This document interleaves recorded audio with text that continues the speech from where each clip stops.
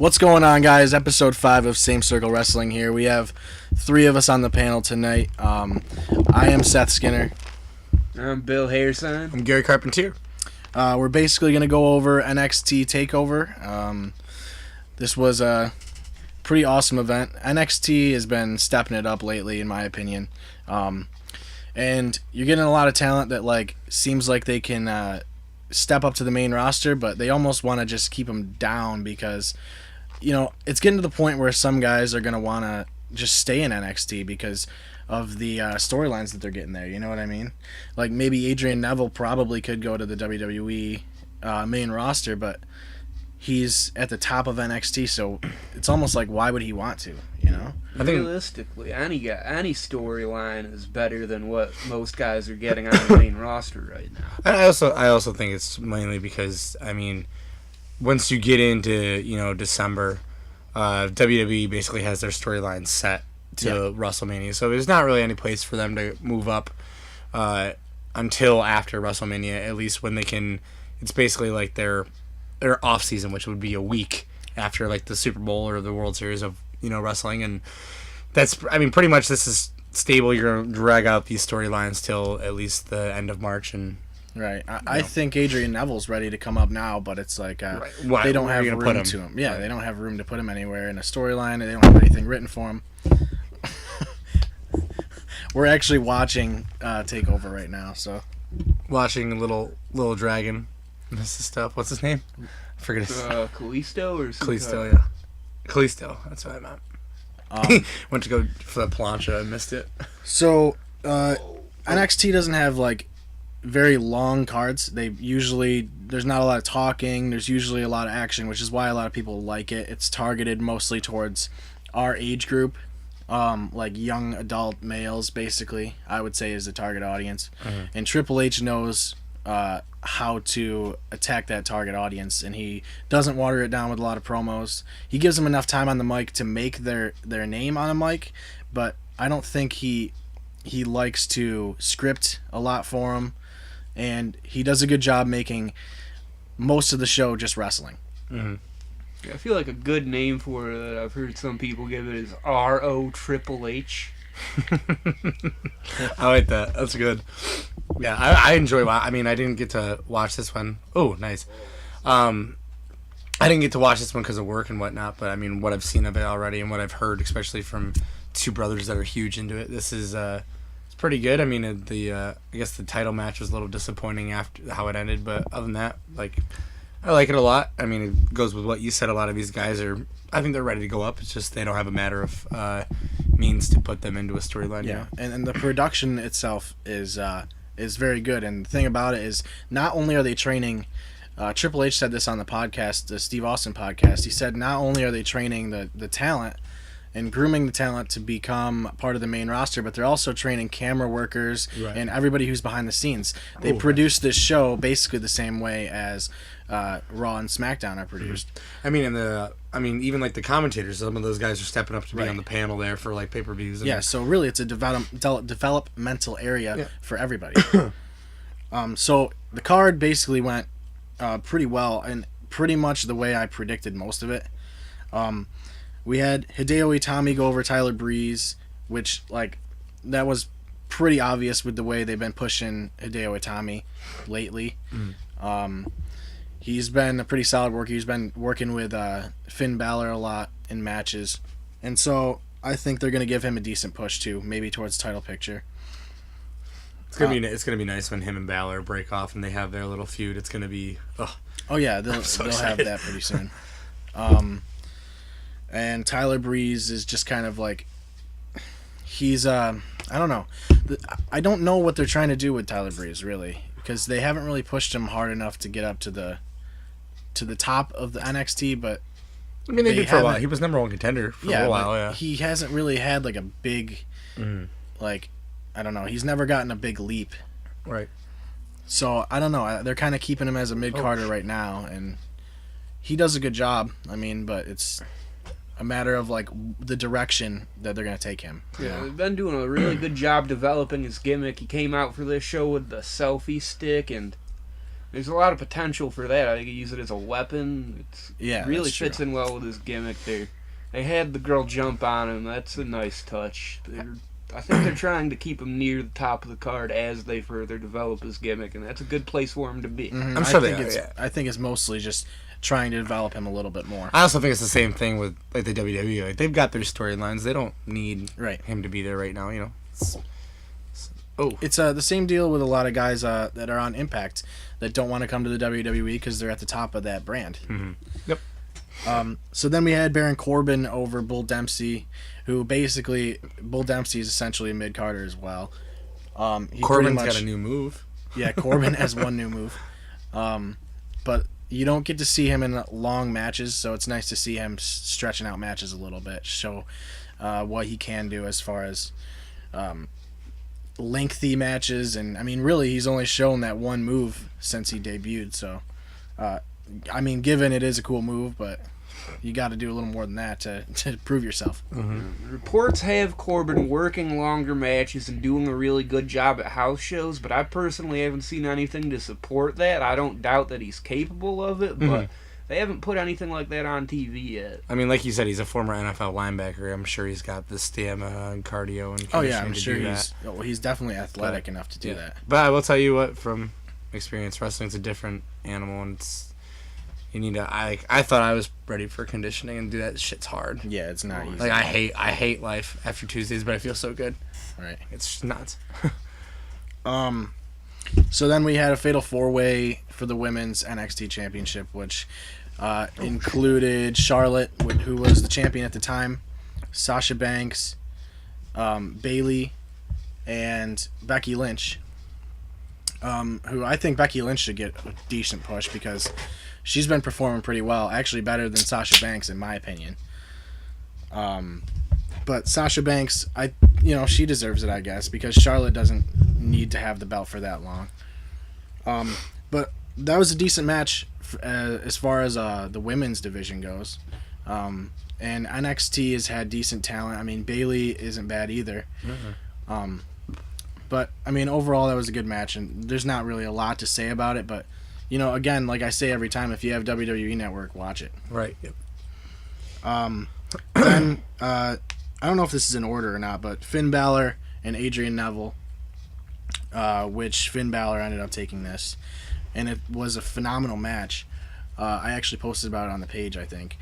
And every match that I see Adrian Neville in is just a great match, which leaves me questioning why he hasn't gone up there. And like we said, it's like there's so many different reasons he could possibly not be on the main roster, but I have no doubt that he's going to be up there soon. Now, this part we're watching, Solomon Crow, is a Solomon Crow promo. I can't wait. So he should be coming up next week, most likely. Well, I just saw a picture that he is doing the house shows, and he was in a singles match last week, and he's gonna be says here next week, so he'll be there next week, and I believe Rhino is also supposed to be there next week.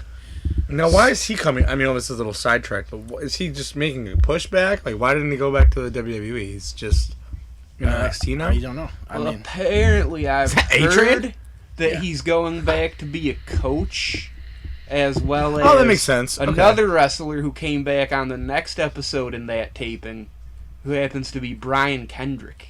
Mm-hmm. Nice. Dude, I always like Brian. So, next week's TNA, or NXT rather, is a must-watch, I would say, because of the comebacks. And the debut of Solomon Crow, which has been pretty much long-awaited for wrestling fans. Sammy Callahan in the Indies. So if you've been paying attention to the Indies, you know how good he is. And then we had Kevin Owens and Sami Zayn for the NXT title. And this NXT tournament, this whole thing has been pretty cool. I like the way that they're doing it, like tournament style. Mm-hmm. I mean, it's just King of the Ring, basically, I wish that's the one thing that I wish the WWE would bring back is that they brought back.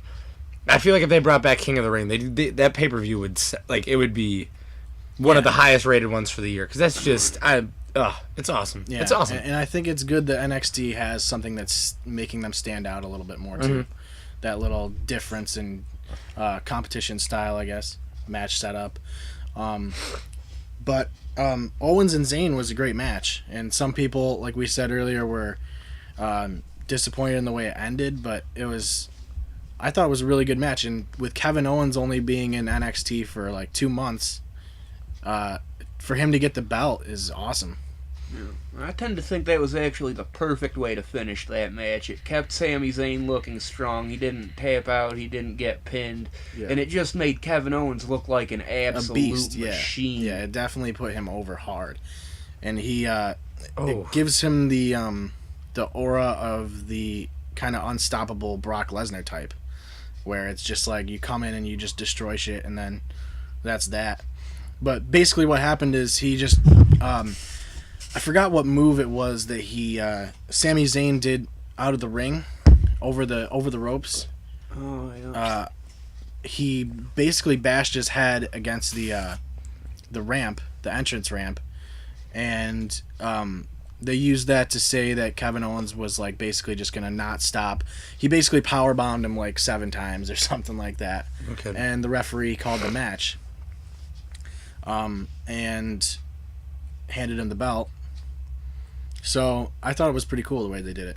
And, Sami Zayn is going to be that guy that, like, comes back from it. You know what I mean? Like, it's going to be a back and forth thing for a while, I think, that feud is. It's going to be, what I also think is, I feel like eventually, I don't know if they'll do it again necessarily. I'm sure there'll be tweaks to it and whatnot. But I feel like all of these NXT, I'm indecisive because I don't know if they're going to bring up each one of these guys like individually or if they're all going to bring them up in one big swoop. But it depends because they got to develop more. Right, because they got to develop more, and you don't want to ruin the NXT brand by taking up all of your talent, putting them in the WWE, and watching them sit there because it's and not everyone's going to get time. That's how it is nowadays. The thing is, if you want NXT to be a prominent brand, you have to keep recognizable talent on that brand. Yep. It'll be. I mean, Sammy, or he'll bounce back. He will bounce back from it. Yeah, no doubt. They'll keep that feud going. Him and that Owens feud. I mean, and especially because they're actually really good friends. So I mean, it just they play off each other well. Right, they would work well together. Yeah, exactly. Yeah, it's gonna be nice when it turns into like, if it ever turns into like a fatal 4-way or something like that with like him and Balor, and it's just gonna be. I really enjoy watching it. And I do believe a large portion of the crowd backlash to that finish was just from the fact that it was not immediately clear whether the title was going to change hands with the referee's stoppage. Yeah. And I think a large part of that, you have to look at it as part of a build. They're obviously not done with that feud, and they're going to build to the rematch where they're breaking out all their most exciting offense and working a faster-paced match, and it really gives us a lot to look forward to in the future. Yeah, right. I agree. So then SmackDown was the day after. Not a hugely eventful SmackDown, as most of it was taken up by tag team turmoil. But it opened with Bray Wyatt versus R-Truth, which was kind of odd because of the way Bray Wyatt went over on Raw. But I guess they just threw him over there with R-Truth to basically just enforce the fact that they're trying to push Bray Wyatt a little harder. Tune-up match. Yeah, it really wasn't much to that match. Right. Probably was just for the fans to be able to see Wyatt. Really. Right, yeah. And then the tag team turmoil, which basically was apparently at random, the teams were chosen. It's always at random. Yeah, of course. But Daniel Bryan and Roman Reigns just happened to be one of the first teams in the match. And they basically fought every tag team that was the prominent tag teams in the WWE, including Kid and Cesaro, the Usos, Stardust and Goldust, I believe. Were they in there? Yeah. I don't remember if they were or not. Sure, I don't think they were. I don't think they were, which is odd because they're still technically together, and it's like, but they're pushing that breakup thing. So this is my favorite entrance. We're still watching NXT and watching Finn Balor's entrance right now. I was talking to my brothers about this earlier. Little side note, but just they call him the Demon Balor in this, and I really enjoy that. Yeah, I like when he does the paint. I like but when he was over in Japan, he did like the zombie, and he did this, and my favorite ones when they do it's this one when they do Who's the guy from Spider-Man? Venom. No, not Venom. Carnage. Oh, Carnage, excuse me. yeah. The red one, yeah. I always get them mixed up. I mean, that's what this one is, and it's just they did a little different detail like he did his first time. It's just it's so unorthodox, and I love it. It's so nice. Painted him up as like this chest piece. Carnage. Look at that. Yeah, that's Carnage. That is so. Yeah, I wonder who sick. does the makeup because I don't think he They have he has his own personal makeup artist, I believe, that travels with him, and she has a picture with him. Like, I guess this takes like an hour or two beforehand, and that's why he doesn't do it. He only does it for the takeover events. Yeah, and it's a great thing. They've added smoke to the top of us. It's just incredible. So back to SmackDown. Yeah, basically all that happened was they rolled through Reigns and Bryan basically just rolled through all the tag teams, and at the end they faced Kane and Big Show. The only real notable thing that happened during that was Big Show kind of turning face in a sense by kind of getting into it with Kane. So I almost don't doubt that Big Show goes face again, another face turn from Big Show, which is really getting old, like really, really getting. I think old. He's near the end of his rope. He's probably got maybe a year left. Yeah. So Big Show likes to change his alignments like most people change underwear. And I feel like also of note was immediately before Kane and Big Show came out, the Ascension were the team that Roman Reigns and Daniel Bryan faced, and for the first time in a long time, they actually legitimately made the Ascension look strong. They had him just beat the hell out of Bryan and Reigns and get themselves disqualified eventually in doing so. And when the Ascension came in, I was like, this could be a good way to put the Ascension over because now Bryan and Reigns are weak at this point after beating this many tag teams. You could put the Ascension over with that. But they didn't. They got disqualified, and then Kane and Big Show came in, of course. But like I said, it's probably most likely going to be another Big Show turn, and I don't know where the hell they're going with that, to be honest with you. But I guess we'll see in the coming weeks. But like I said, watch NXT if you can next week. 100%. Because we'll probably talk about that eventually, because of all the comebacks and debuts and such. I mean, as we start to do it, it's a little hard for us right now. We got a lot of guys that are working some funky hours, like including myself, and we all try to get together as much as we can. Well, I mean, the weather hasn't been great either. So. Yeah, I mean, if you're listening and you're not in upstate New York, we're getting shit snow. So, we're trying to do more of like the NXT, and once we get more prominent with it, we're gonna definitely cover like the indie stuff. I mean, at least I'd like to indie and stuff, Ring of Honor, that kind of stuff. And we watched a little bit of Impact tonight too, but we didn't watch enough of it to talk about it really. Solid, perfect, yeah. It wasn't a terrible amount to talk about anyway. I personally enjoyed to see Grado hit American television for one of the first times. Yeah, with Al Snow, that was cool. And then Mr. Anderson came back. So the thing about that right now, TNA is kind of the only time I like to watch TNA is when Jeff and Matt Hardy are really doing something. So, and Jeff is injured right now, so there's not a lot for me to really be interested in at this point. But yeah, that is episode 5, guys. Thank you for listening. We'll see you next time. Same Circle Wrestling. Peace. Same.